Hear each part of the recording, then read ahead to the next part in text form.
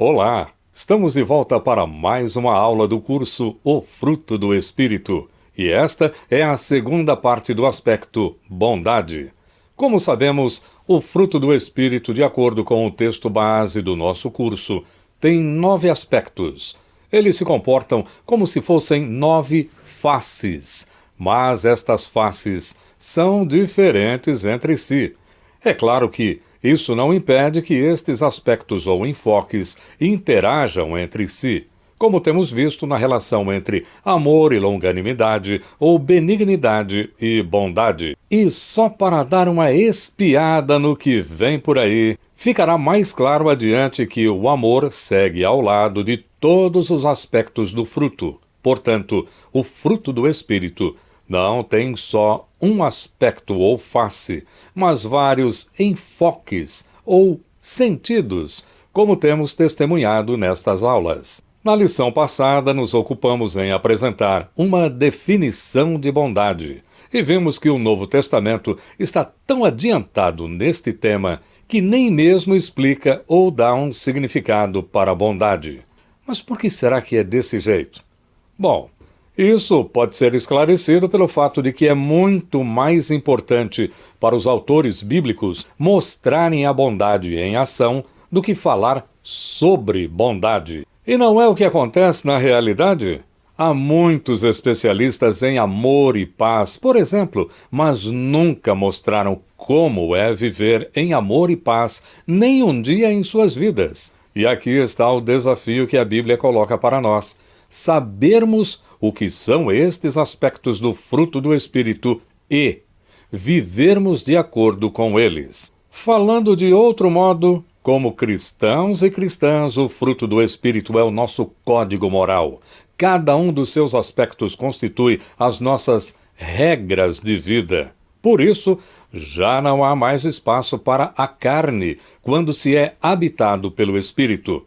E para entrarmos no tema da aula, com certeza, um dos sinais que pode nos mostrar se estamos jogando no time da carne ou do espírito é a bondade. Como vimos, bondade é a virtude que beneficia, ou seja, produz o bem para os outros.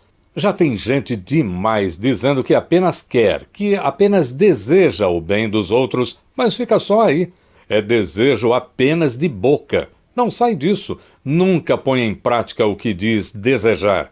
É claro que isto não significa que alguém assim é apenas benigno e não bondoso, porque só quer o bem, mas não faz o bem. Nada disso. O benigno ou benigna é aquele ou aquela habitado pelo Espírito Santo e, portanto, é também bondoso, ou seja, realiza o que deseja. O problema é que tem gente que é habitada pelo Espírito e nem mesmo deseja o bem do próximo. Estes, lamentavelmente, estão em pecado, precisam se arrepender e viverem a vida do Espírito. É trágico, mas, infelizmente, pessoas que se dizem religiosas, afirmam crer em Deus, até possuem doutrinas corretas e adoração bem feita, sabem muito de bondade, mas não demonstram bondade nem em situações de extrema fragilidade do próximo. Não é possível? Será que tem gente assim mesmo?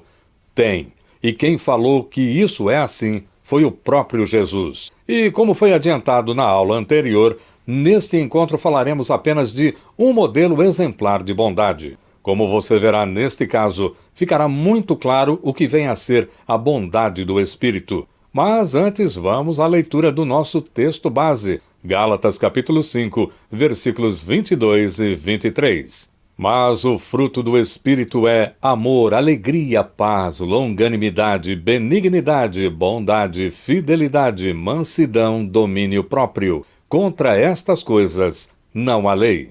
E feita a leitura, vamos ao exemplo de bondade. Em nosso encontro anterior, nós fomos ao Antigo Testamento em busca de uma definição de bondade. Mas agora, quando se quer um exemplo, temos em quantidade por toda a Bíblia. Poderíamos citar vários modelos de bondade, primeiro no Antigo Testamento, como, por exemplo, apenas um exemplo, o homem lá de Provérbios capítulo 13, versículo 22. O homem de bem deixa herança aos filhos de seus filhos. Ou então, exemplos no Novo Testamento como Barnabé.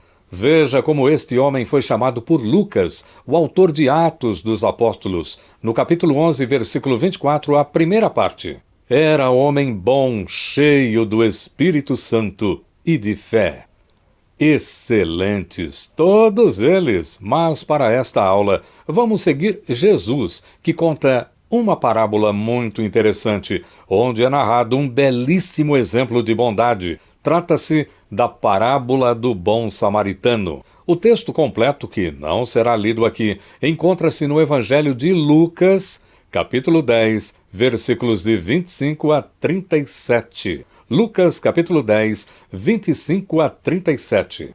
A história narrada por Jesus tem um motivo. Tudo começou quando um intérprete da lei, ou seja, um especialista religioso, perguntou a Jesus sobre como obter a vida eterna. Em resposta, Jesus faz uma pergunta ao tal especialista sobre sua própria interpretação do que diz a lei sagrada. Então, o homem resume tudo dizendo o seguinte: amarás o Senhor teu Deus de todo o teu coração, de toda a tua alma, de todas as tuas forças e de todo o teu entendimento, e amarás o teu próximo como a ti mesmo.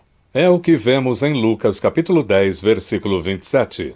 Então, Jesus lhe disse: respondeste corretamente, faze isto e viverás. Lucas capítulo 10, versículo 28.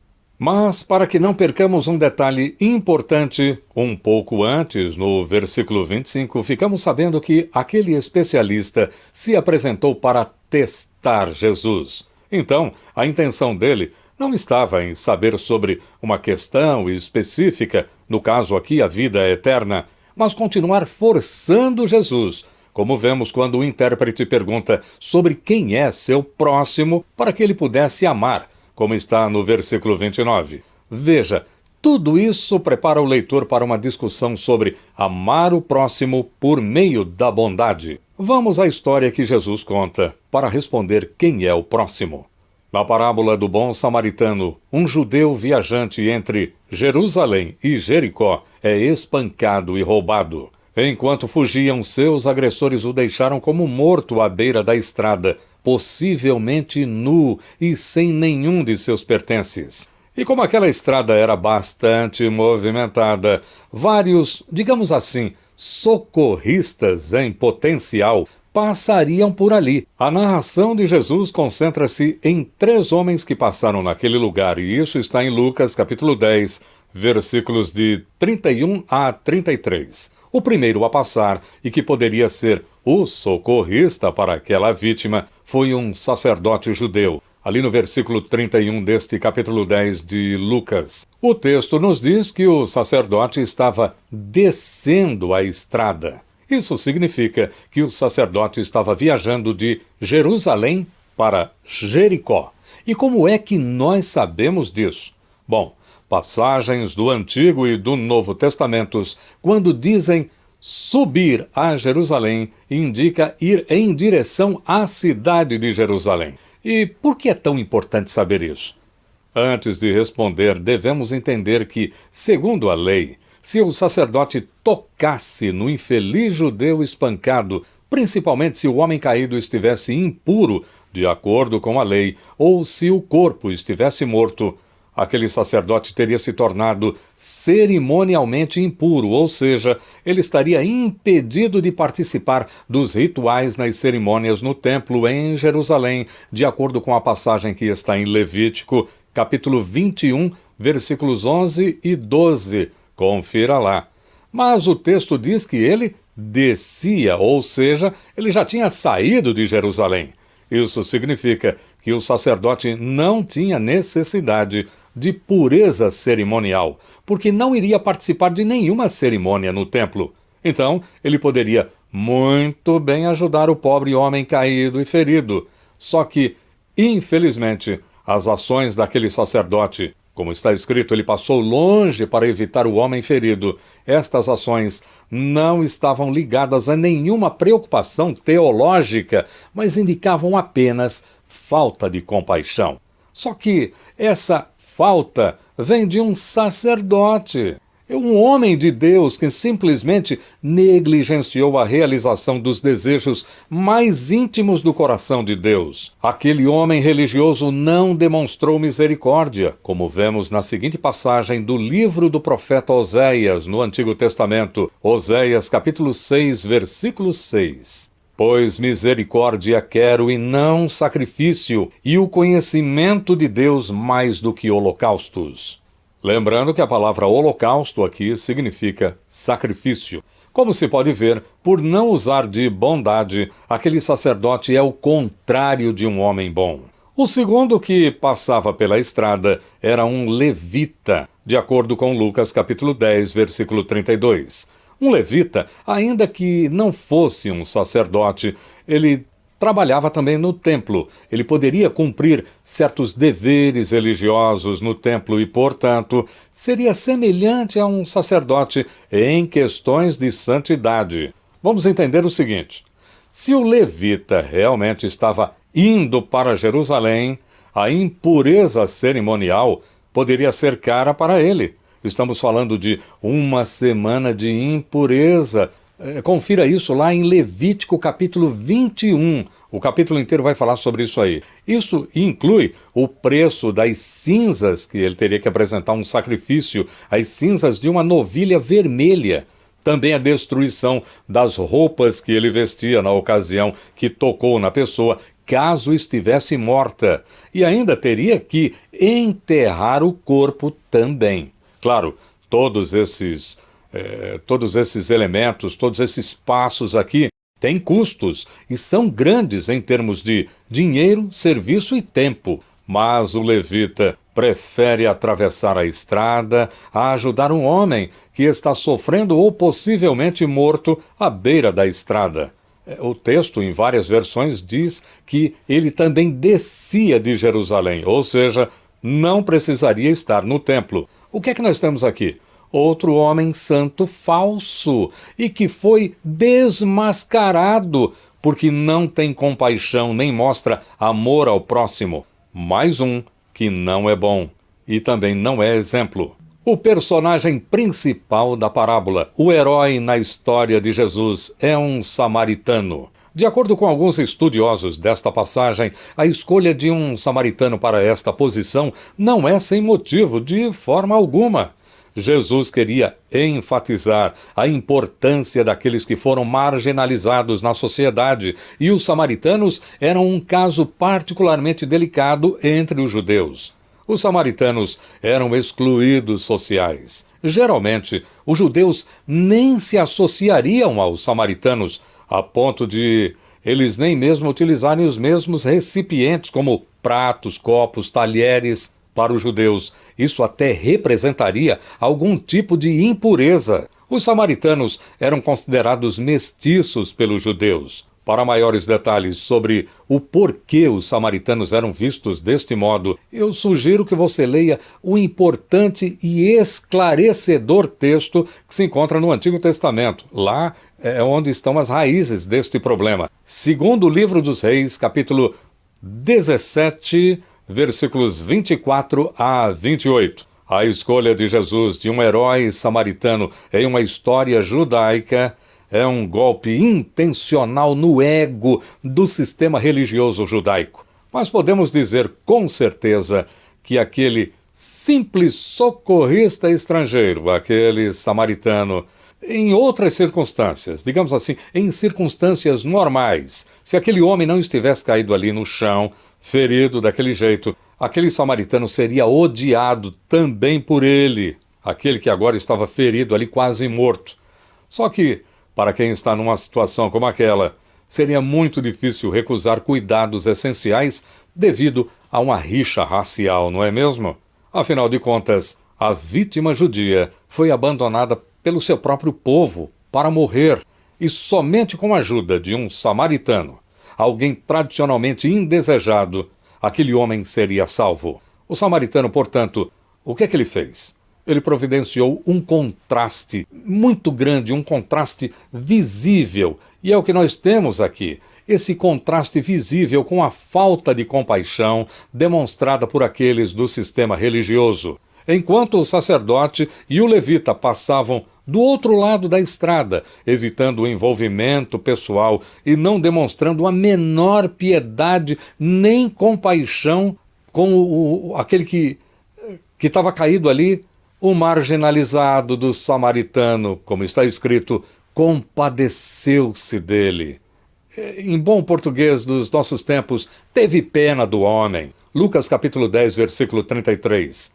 Vamos destacar que a atitude do samaritano, o seu ato de bondade, não foi sem custo. Onde os judeus evitavam até mesmo a proximidade, o samaritano sacrificou o seu tempo, sim, o seu tempo pessoal e dinheiro também, para cuidar de um outro. Veja isso em Lucas capítulo 10, versículos 34 e 35. Foi até ele, tratou de seus ferimentos com óleo e vinho e os enfaixou. Depois colocou o homem em seu jumento e o levou a uma hospedaria, onde cuidou dele. No dia seguinte deu 2 moedas de prata ao dono da hospedaria e disse: cuide deste homem. Se você precisar gastar a mais com ele, eu lhe pagarei a diferença quando voltar. Olha, vendo tudo isso de um lado, temos as atitudes negativas daqueles que deveriam espelhar o caráter de Deus, que é bom, por serem homens de fé e com conhecimento da vontade do Senhor, e também porque serviam no centro religioso da nação e ainda sabiam como proceder com bondade com o próximo. E de outro lado, nós temos aqui atos de bondade daquele simples passante por ali, um transeunte, sem credenciais que o distinguisse como autoridade religiosa, mal visto pelo povo da vítima, alvo de grande discriminação naquele lugar onde estava e, mesmo assim, colocando-se em risco pelos interesses do próximo. Chegamos à conclusão que a verdadeira diferença entre os personagens desta parábola, entre aquele sacerdote e o levita, e agora aqui o samaritano, a principal diferença não é racial, a diferença também não é religiosa, a diferença não é teológica, pelos entendimentos que eles possuíam, nada disso. A diferença é que o que prestou socorro, o que salvou aquele homem que estava à beira da morte, é verdadeiramente compassivo, ou seja, ele é bom, enquanto que os outros dois não são. Na história, o samaritano fez de tudo para mostrar compaixão pelo judeu ferido. Ele sacrificou o seu próprio tempo, como vimos ali na passagem, e suas próprias finanças. Lucas 10, 35 e 36. Ainda que, no contexto, as ações daquele samaritano, sejam caracterizadas como de misericórdia ou piedade, a conduta dele indica sacrifício pessoal e preocupação com o bem-estar do outro. Mas isso também aponta para a bondade, como a expressão de generosidade e interesse no bem-estar dos outros. Agora veja outro ponto interessante. Quando nós falamos sobre benignidade, como você deve se lembrar, foi citado o exemplo de Boaz, o homem que recebeu Ruth e sua sogra.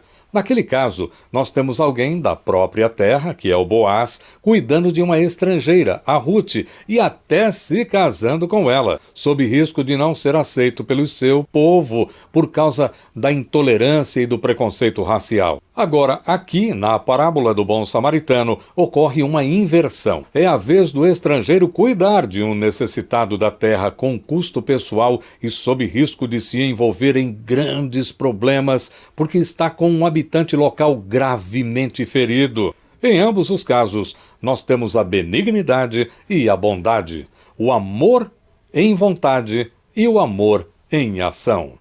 E assim a narrativa de Jesus do bom samaritano nos mostra um exemplo excelente e inesquecível da expressão da virtude da bondade do Espírito, que é o tipo de bondade que vai muito além das fronteiras raciais, religiosas e culturais. Essa é a verdadeira essência, a verdadeira alma da bondade. É isso. Encerramos com essa aula a bondade, o aspecto do fruto do Espírito que nos mostra mais claramente o quão responsáveis somos uns pelos outros. A próxima lição falará da fidelidade. Em um mundo onde compromisso é coisa relativa, ainda podemos falar de fidelidade? Vamos começar por esta questão. E se você gostou desta ou de outra aula do canal, por favor, não deixe de se inscrever ou também de convidar um amigo, uma amiga. Se preferir, deixe um like ou comentário. E não se esqueça de acionar o sininho, porque só assim você fica sabendo quando será publicada a próxima aula. A você tudo de bom, Deus te abençoe e até nosso próximo encontro.